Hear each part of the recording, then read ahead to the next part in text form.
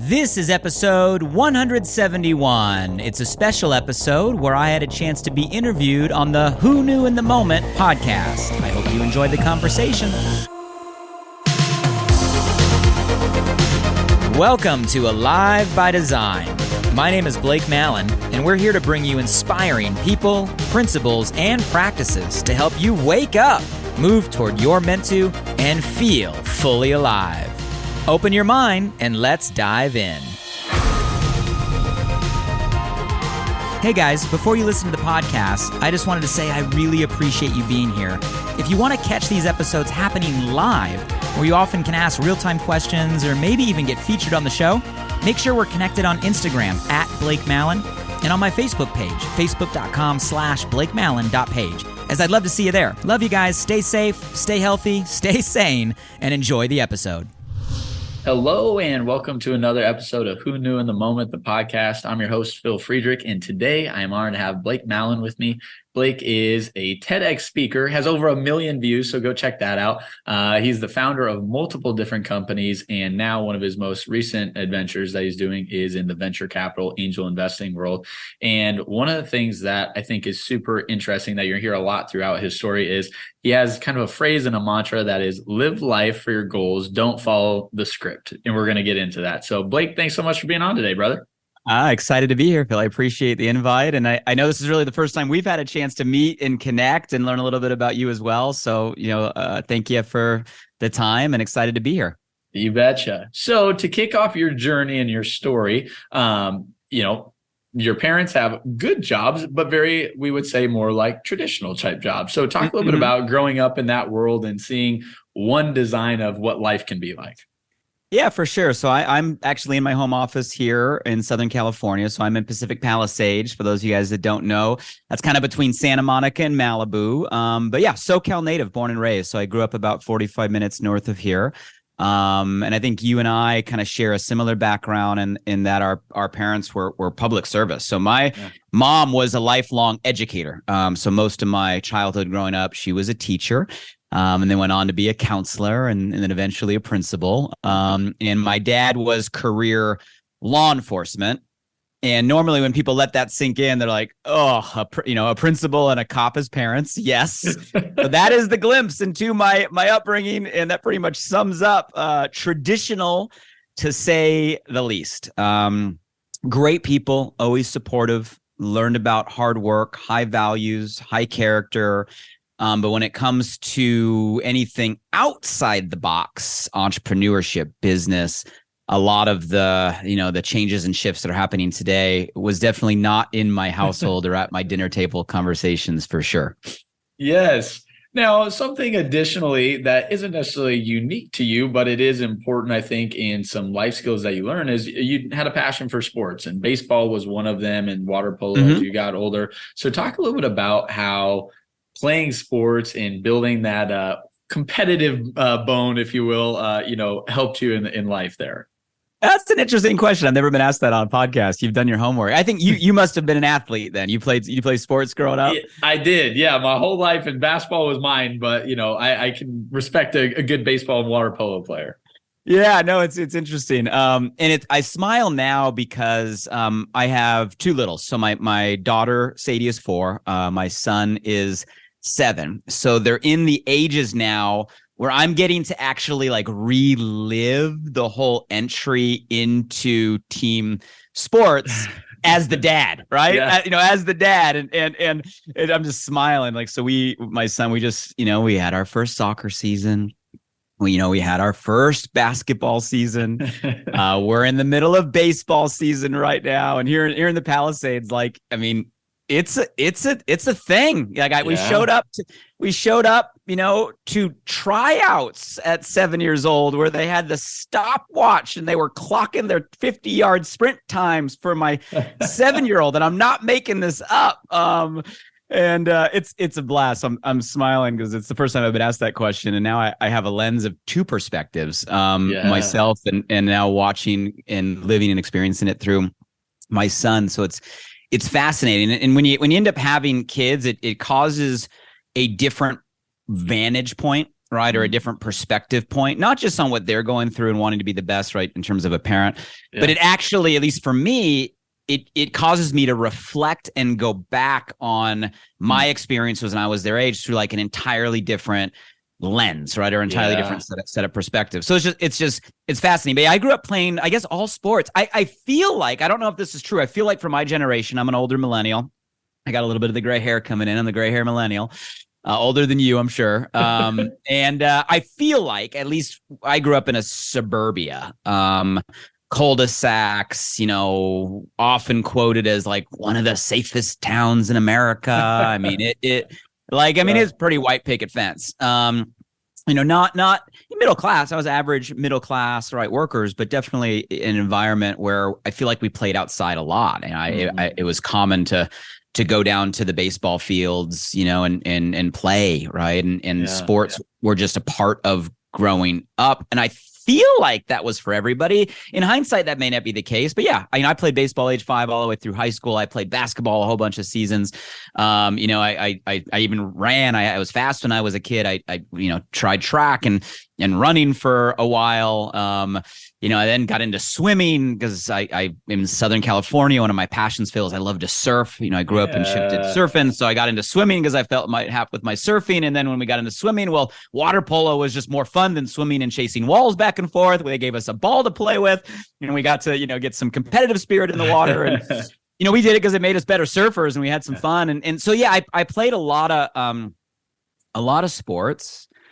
And in hindsight, I think you learn a lot of valuable lessons. I do. I think, competition, I think that can be a very positive drive. It can also be the opposite, depending on how you apply that. But I think learning how to be a competitor, I think the discipline, I remember getting up and having to go to school before school. Yeah.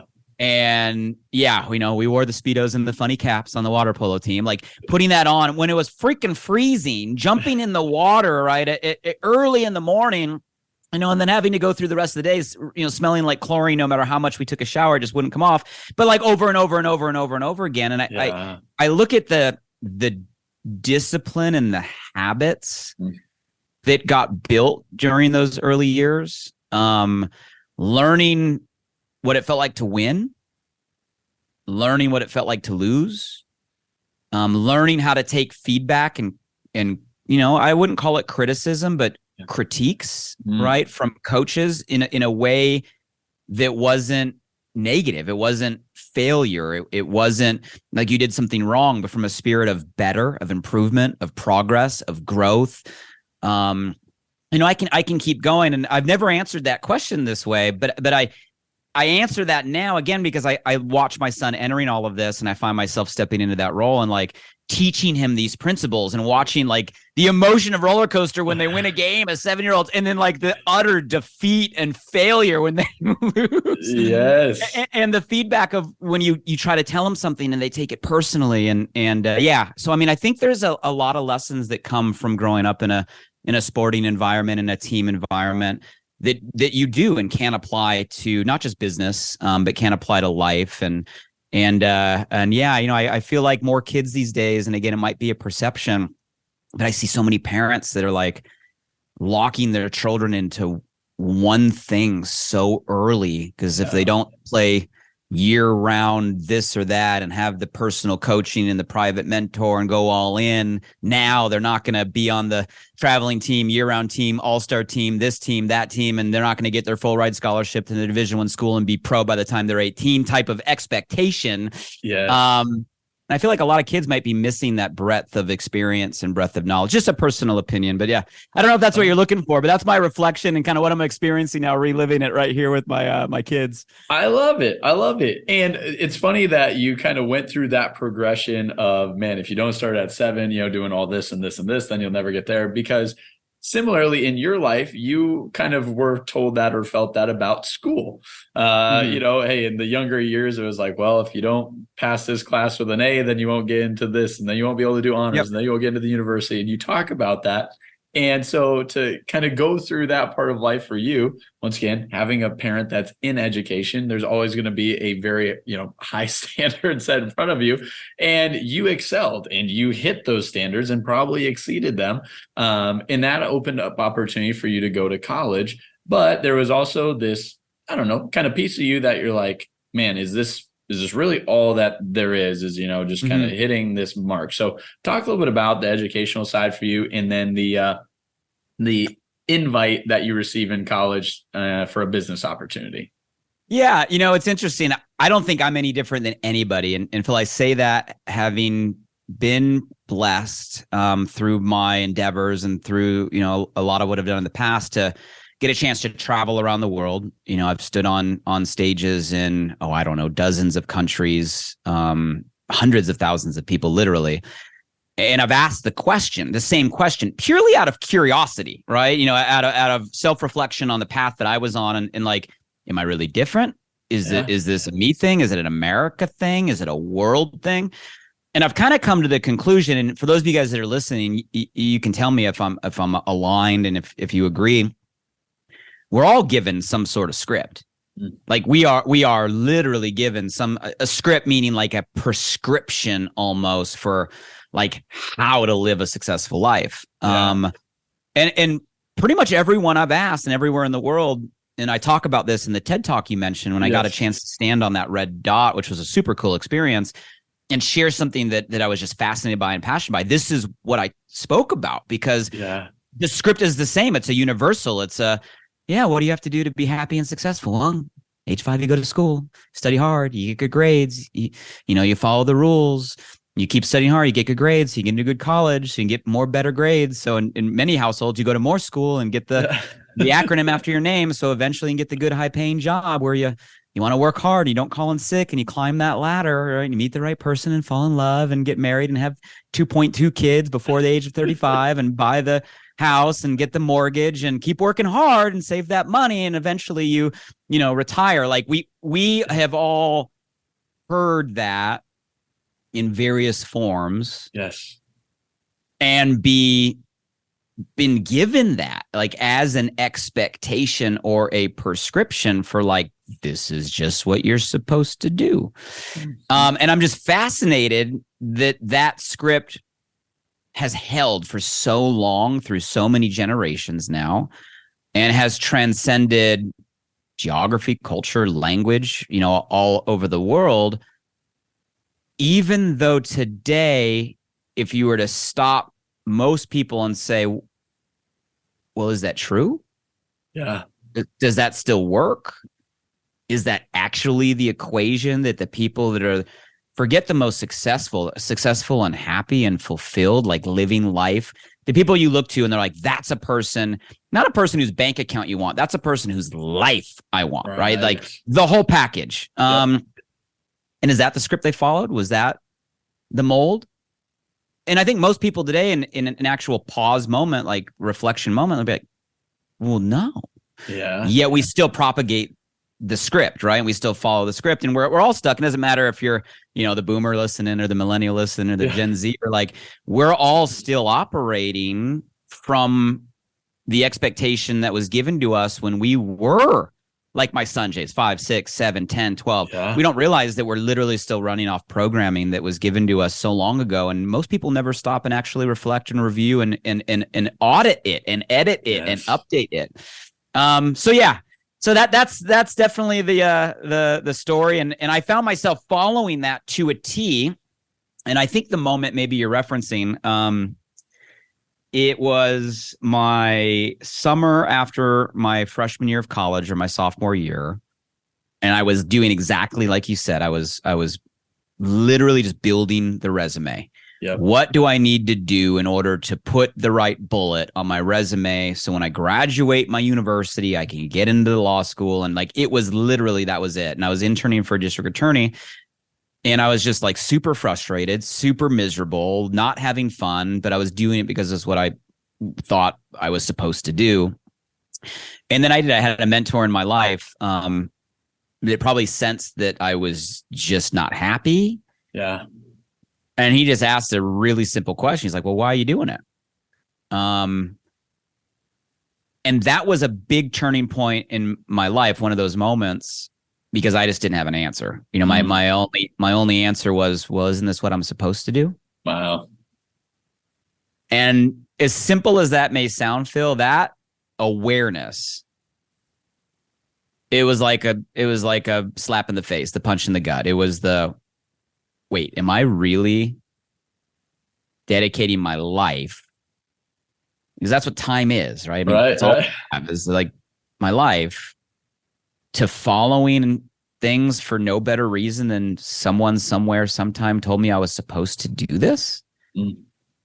And anyway, that was a moment. It didn't change everything for me dramatically, but what it did change is the lens or the filter of which I started to look at things and ask questions and not just take things because it's the way they've always been done or the way someone else said it needed to be done, but just started to really re-ask that question. Like, well, why? Is that really what I want? Is that really why I'm here? Is that really the path that's meant for me? And you know, I try to, it's hard, you know, now again, going through, I watch my son, he's in first grade, and I find myself on autopilot sliding into the same expectation.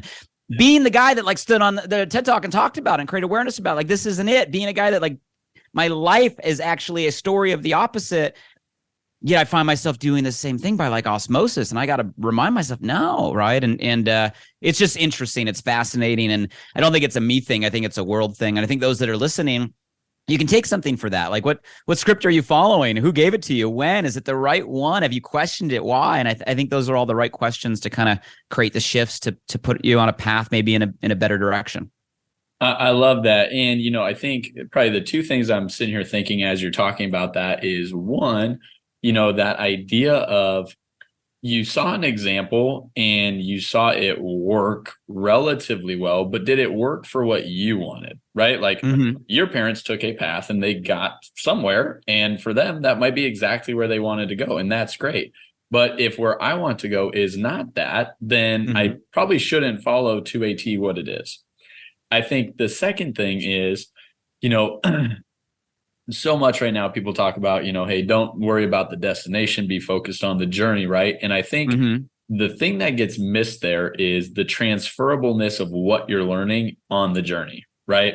So a lot of people, you know, for me, sports was a big part of my life. You know, I had the opportunity to play basketball in college. And so I tell people all the time, when I went and interviewed for my first job,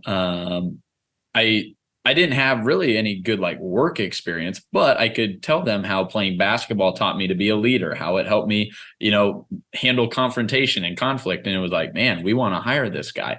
Not because I had a good resume or my working ability was so great, but it was because a lot of the things that I had learned in one facet, I was able to translate into a different area of life. I think you're spot on. And I agree 100% for sure. Love it. So for you, you and I believe it's Nick get started in a business. Now, did you guys meet when you get started in the business, or did you know each other prior to? So I got introduced right to direct selling, and really that was the doorway, more so than the channel. It was the doorway into the whole concept of like being an entrepreneur. Yeah. Because that was not my family tree, like we talked about. I didn't really have models or mentors or references even around me growing up that I could look to and say, oh, that was even an idea. And then beyond even entrepreneurship as a concept, the whole realm of like personal and professional growth. Yeah. You know, which sounds funny. I did do well in school, but that was because I learned how I learn, and I learned how to memorize, you know, and if you, for not everybody has that talent or that ability, but like in the school system, you learn how you learn to memorize. You can kind of get the grade. Yeah. It doesn't mean you're learning, right? And it doesn't mean you're interested. And I was never interested in the classroom, but when I started getting turned on to like personal growth, personal development, financial literacy, and I was big in a lot of the things that you teach and talk about, I was just naturally curious. I was like, this is fascinating. Yeah. And I've learned that curiosity is kind of a doorway or an insight to passion. Like if it's something that you're naturally curious about, when you go down that rabbit hole, it often leads to igniting that whole passion thing. Like when you find people, like what are they really genuinely passionate about? What do they get fired up over, right? What kind of flips that switch, right? Lights that fire. the things we are curious about, we become passionate about. And if we become passionate about something, we end up putting the time and the energy that it takes to learn, to grow, to fall, to fail, to get back up, to do it again. Like all that stuff comes from that fire, which I guess my point is, when you find things that you're curious about, go down that rabbit hole, right? Light that fire. And if you feel that, there's a reason you feel it. There's so many people today that we just suppress that intuition thing, that gut thing, it comes back up because it's in us, and we push it back down because we're stuck in a script you're supposed to. It's like, I just learned that the older I get, the more that I start to listen to that feeling, because the more that I realize that feeling is there for a reason. And that feeling is not the same for everybody. We're all unique, and we have those different indicators, but that feeling is that indicator of like what you're designed for, what you're meant for, what you're built for. So anyway, that's what I felt when I first got introduced to the industry, and really the concept of entrepreneurship. Did well, actually, just as a sales representative in a company. Thought I was done and retired at a really young age, kind of young and naive, slightly arrogant at that time, and a little too much bravado. We all go through it. And that company went out of business. The rug got pulled out from underneath us, and actually it was from the ashes of a failed company that we started our own. I had met Nick, to answer your question, in that prior company, and we both went through that transition, and we both said it wasn't actually an intention to be like, hey, let's start our own thing. It was more of a, how do we salvage or save what at that time we'd spent 5 years of our life, which in hindsight doesn't feel like a lot, but when you're like 20, it's like all your adult life. Right. And that was it. So I mean, that was the humble beginnings of the company that we founded in the health and wellness space, and yeah, that was a long venture. I mean, that was most of my career, probably about a 17-year focused run, if you want to call it that. And we went through everything from like the humble, scrappy beginnings to like growing a startup, to like raising venture capital, to like having a steady, slow growth, good scaling business, to being acquired by a multi-billion-dollar public global company, then operating as a public company, which was like a wealth of knowledge and a whole different, lens, to growing internationally and scaling internationally, to a phase, Phil, you probably know the story. It's what a lot of people focus on, the highlights, like the phase where we went through and became one of the fastest growing brands out of a recessionary time period, and literally one of the most consumed, weight loss shakes and, transformation platforms in the world for a period. To then going through just a disaster of a downturn, and what it feels like to go the other direction and have to lead turnarounds, and when everything goes the way that you don't want it to go, and all the scars. So like, I mean, I can tell story on story, but it's definitely a full gambit, or a 360-degree view of what an entrepreneur can go through and live through, and all the peaks, the valleys, the ups, the downs, the wins, the losses, the lessons in between. And yeah, I wouldn't trade it for the world. It's been there's been times where it's happier, and there's been times where it was darker, for sure. But all the experience, I think, all connects to kind of, what sets you up for the next phase, and what gives you that wisdom. So yeah, it's been a fun run for sure. Yes. So, as I hear you talk, one, I can hear the passion in your voice for it. But the question I have, all right, so you guys had spent 5 years, building, one element of your business, right? So you had a lot of the skills that you needed. But there's a difference between wanting to build a business and have it be, hey, it's good enough, right? Like, this provides the lifestyle that I want. I don't need to scale or make it bigger. And a company that gets acquired by a multi-billion-dollar company. These are two radically different, paths of a business. So talk a little bit about, you finding your passion, or maybe you and Nick finding your passions, and how that helped, really grow and escalate it. Yeah, it's interesting. So I think, at least for me, call it passion, right? Or a desire, right? Drive, fire. I mean, whatever language you use for like that inner thing that moves us forward. For me, it's evolved, and it continues to evolve. Like, I don't think it's a thing. I think it can be a thing for a season. Yeah. But for me, that thing has shifted, right? As I go through different seasons of my life or seasons of business. And I think that might be true for most people. I don't know that. In the early days, it's kind of like that told you so mentality. Yeah. Like growing up on the traditional script and then making a pivot. Yeah. Like Phil, I still have etched in my brain like my party when I graduated college, and I graduated like a top university. I got multiple degrees, minors, did it cum laude, like did the resume thing. Mm-hmm. And I remember being at like the party after all of that. And for anybody that's finished school, that doesn't matter who you are, who your family is, everybody asks the exact same question, which is, oh, so great. Congratulations. So what are you going to do now? Yeah. And I remember being there and saying like, well, I'm going to build a home-based business. Can I help you save money on your long-distance phone bill?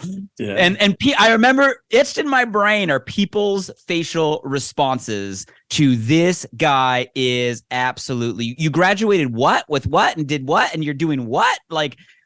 So I think for me that for early phase was a prove to others. Yeah. Right. I mean, a told you so. Yes.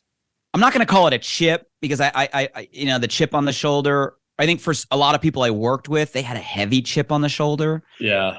And that works. Like, I mean, that can create a drive. I mean, you coming from the sports mentality, like, dude, there's a lot of the best athletes in the world. They got a lot of giant chip on their shoulder. That thing's freaking heavy, and that makes the animal come out, right? So, I think that can be a driver. And if I'm being honest with all of us and myself, like, I think that was a big first phase. It's interesting.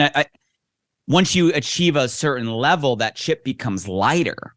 Because you no longer have something to prove to others. Right. You watch the language go from the, oh, it'll never work, you're crazy, to, oh, I always knew you'd make it. Yeah. Same people. Yes. And what's interesting, I don't know if I've ever shared this kind of publicly, but you talk about that script. And often I get asked and I talk about the script we did, like the school, the academics, the part of life, because we all start there. But I found myself in the second season falling into a second script while I was aware of the first one. And the second script was like a success script. Yeah. Where I fell into, okay, well, to have more, you got to do more, right? You got to go. Then you gotta buy more. You got to show more. You got the cars. You got to buy the house. You got to, for the whole season, we had the access to the jets, like all those things that, again, we're supposed to do to show that we're successful. I found myself doing it, falling right into it, not even realizing. I was like, I'm bagging on one script and proud that I shifted it off the traditional script, not even realizing I just fell into a whole other script of, well, this is what it is to be successful. And this is what you're supposed to do. And this is what makes you happy. And that drove me for a little bit, like the things, and don't misunderstand me, because I know it's easy to hear like, well, yeah, it's easy to say, when you have the resources to go through that phase, and everybody should go through that phase, like buy the watch, buy the purse, buy the shoes, buy the car, buy the house, go on the vacation, see the world, do the things. You guys, I would, it's better to be able to do that than not do that, for sure, right? I mean, lifestyle opens up opportunity. But here's my punchline. Did it all. Wasn't happier. Wasn't happier. Yeah. More clothes in the closet, more shoes to pick from, right? Options of watches to wear, cars in the driveway, blah, blah, blah, blah, blah. And don't misunderstand me. You guys, all that stuff does create options. I mean, it's not having enough to survive can definitely create unhappiness. Absolutely. But having all of that does not create happiness. It's a paradox, right? When I use happiness, like fulfillment, meaning. Yes. So anyway, Phil, it's interesting that second phase, the things drove me. Yeah. And then I got to all the things, and I realized, like, I did the same thing again. I fell into another script. And I smile now because once you go through that phase, you start to realize, like, those things aren't what's meaningful. It's not what matters. It's not the things that actually creates real fulfillment. So to answer your question, like that could be a driver, right? The things can be the driver. The vision board can be a driver. The goal can be a driver. And it's an effective driver. The applause from other people can be a driver, right? Yes. All that stuff can be a driver, and they work. But again, for me, then you go through shifts. And I think you eventually get to a place where it has to move off of others, showing others you can, getting the things so others applaud, right? It has to shift at some point off of others and onto self, right? Where it's really about forget the validation, forget the recognition, forget the chip. And it gets down to, well, what makes you proud of you, right? What is it that you really want to do? What makes you sleep great at night and wake up happy in the morning? It gets into that work. And I think it takes time. Yeah. And I wouldn't even just say the success. You know what it takes is it takes, the wins, but it takes the failures. It takes getting knocked down. It takes getting the scars. It takes going through the mud. It takes all the stuff that actually makes the peaks.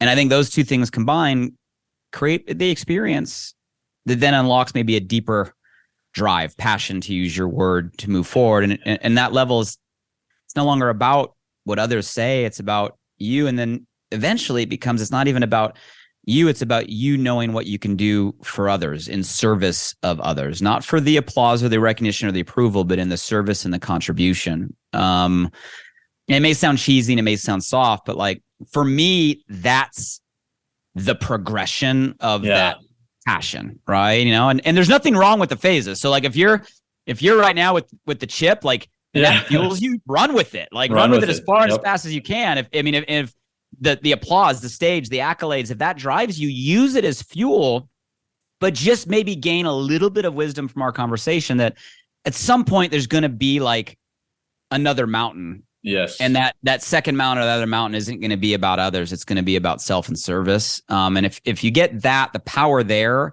that's limitless. That's never ending, right? And it's something that you can control. So for me, I don't know if that answers your question, but that's some of the seasons, some of the drive, and some of the lessons, I guess, along the way. I love it. And I love just how in tune with yourself you are, because I think a lot of people don't ever take the time to start realizing like, ooh, the thing that used to motivate me, like, why am I not as excited about this? Or why am I not as motivated as I used to be? And it's like, to your point, you're in a different phase, right? Like that one has worn off and it's no longer as powerful or as motivating as what it once was. You need to kind of reinvent that for yourself. 100%.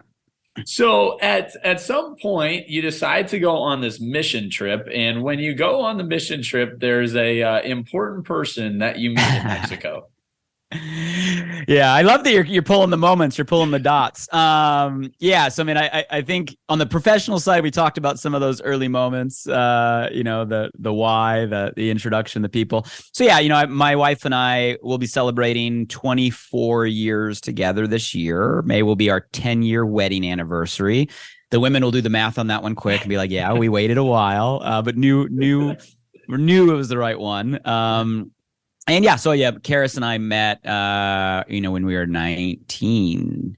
Went down to a mission trip. I'm faith-based down in Mexicali, Mexico. And it's where we met for the first time. And we've been together ever since. So it is, high school relationships, high school sweethearts. One of those stories that, the more I share it, it gets the from the the women and the what from the guys. I mean, it's rare today. Right, absolutely. But I guess all of these kind of connect the dots of like I'm big on loyalty, and it's been awesome to go through all the ups and downs we're talking about professionally, but with an awesome supporter by my side through all of it, and family values are high on my list, and love the life we're creating together for sure.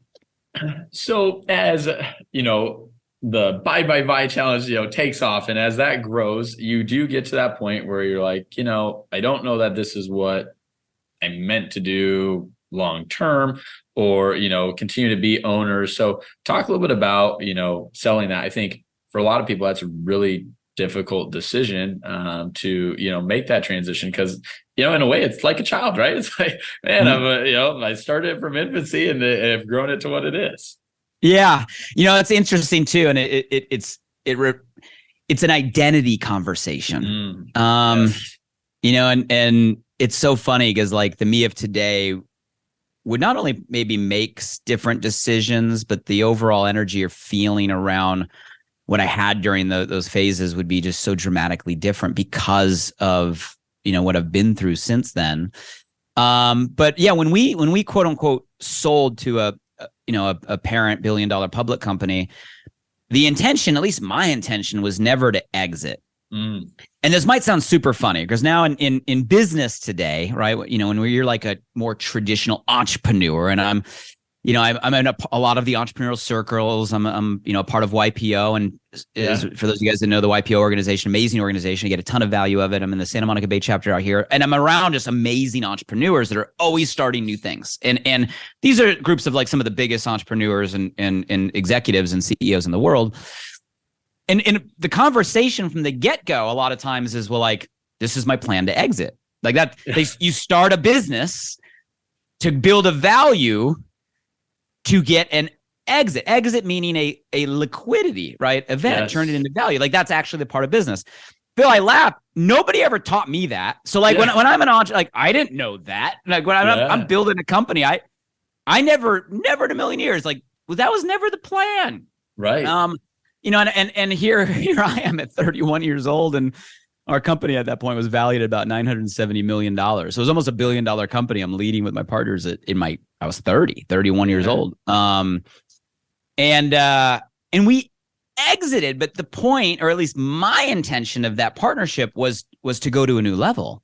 The reason we partnered, and I use the term partnered, right? But, we're acquired by a $1 billion public global direct selling company will help us become one. Take us how to grow internationally. And so that was my intention from the get-go. And it did that, right? Yeah. Proximity to brilliant entrepreneurs, right? Lessons on I didn't have any work background. I got started in this industry at 19. Right. The only job I'd ever had was a high school pool lifeguard. That was my work resume, right? I cut my teeth and learned the skill doing it, living it, and then creating it, and then learning as I go, like literally learning and leading at the same time. And I found myself in, like I said, late 20s, early 30s. It's almost $1 billion valuation. I'm hiring these giant executives, like people that were way older, had way longer CVs and bios than I did. So there's a lot of lessons through all of that. So it was a learning phase, and learning how to grow a company and scale a company and being able to hire and lead and learn from brilliant minds. Was an amazing phase. But I guess to answer your question, my point was never to leave. Yeah. And I remember going through the phases of growth and as the company continued to get acquired and realizing, well, no, but this is like a part of me. Like this is what I do, and being more than emotionally attached. Nice. And so, as an entrepreneur story, there's a lot there, but getting the acquisition or getting acquired was never like an exit. It was a next step or a way to level up. Yeah. And, the story, there's a lot, and we won't go into all the details here, but, we ended up buying it back. So we ended up through a whole series of events, actually becoming worth more than the parent company was worth and would be able to honor. And after, trying a bunch of different strategies, they wanted to pursue IPOs, going public, spinning this, all these things that we just didn't feel was right for the community. Given some of the climate that was going on at that time, we actually ended up just buying it back. So we forgave what most would spend their life building for. I mean, legacy changing wealth. Right. Yeah. We walked from.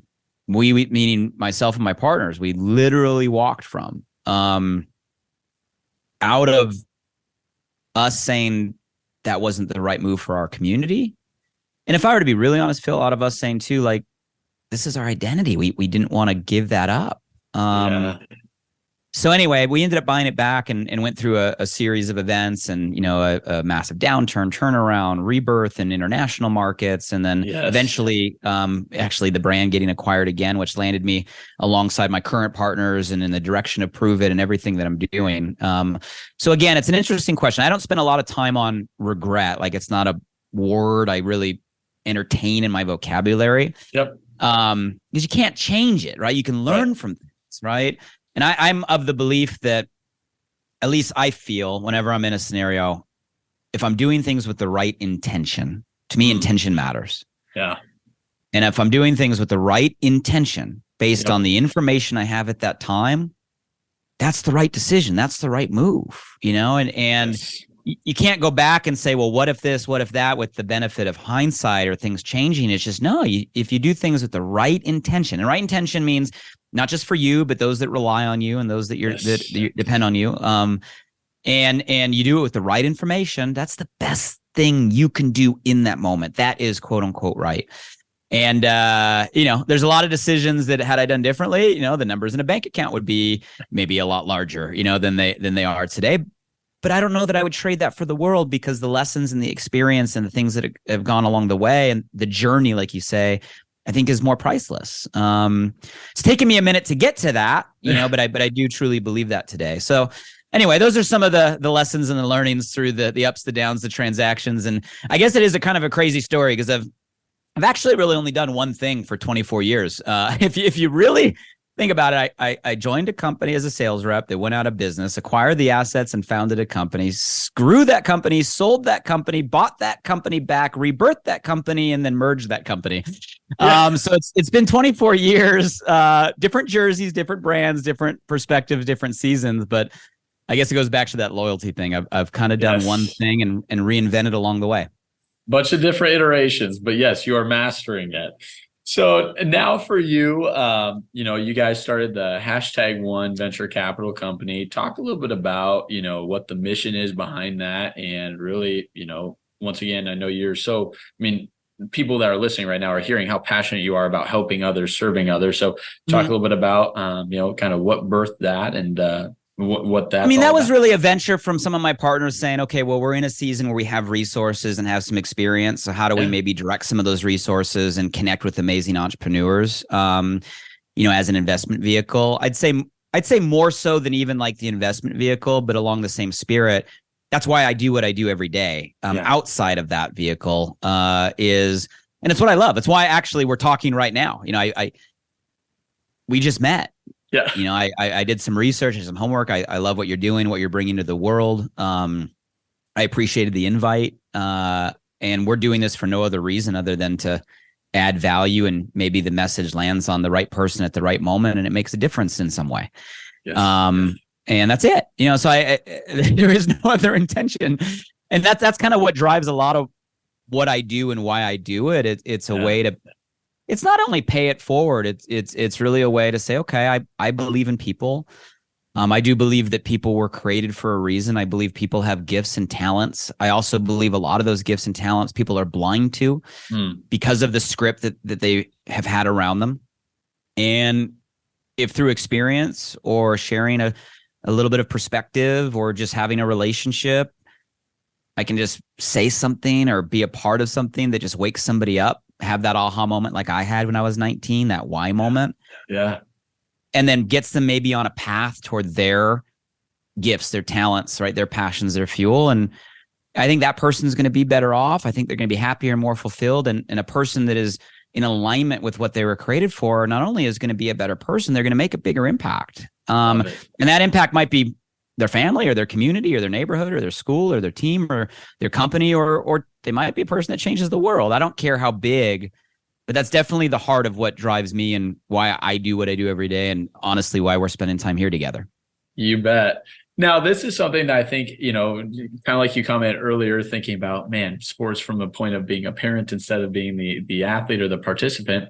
Something I'd be curious is, how cognizant are you on the script that you're portraying for kids and what they see, right? Because I think, that could be an interesting dynamic of like, well, I'd like them to kind of do it the way I did it because I know how fruitful it's been to me, but they might be like, but I want to be like grandma. I want to be a principal somewhere. So, how do you kind of do the script for your kids and, help be aware of the way you're Yeah. I mean, Phil, I don't know, and I'm figuring it out every day. Like, I mean, that's just the truth of the matter, and I don't want to pretend like I have all the answers. I'm a collection of experiences, and I try to be, like you said, cognizant. Try to be aware, mindful, right, of how.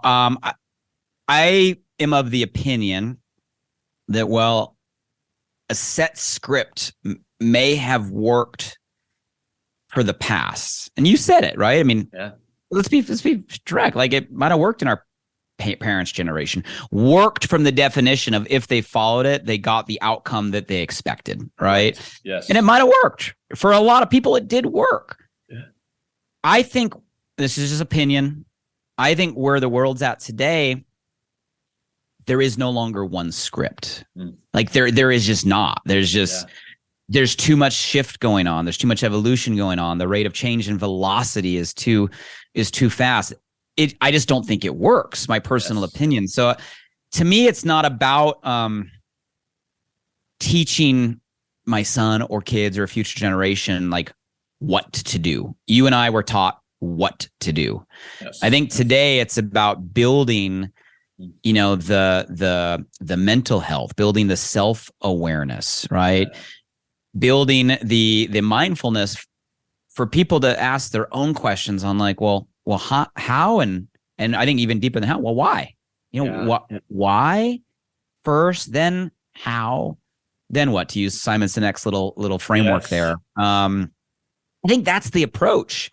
Love it. Personally, for today. So I guess to answer your question, I don't prescribe anything. I right now I'm in a phase, right or wrong, where I want to expose my kids to as much as possible. Yeah. And then find what they're curious about, right? Find what excites them, and then support and reinforce the things that excite them, not the things that excite me. Yeah.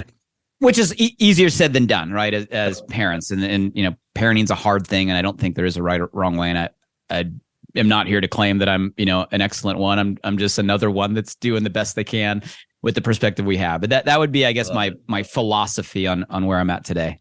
Yes.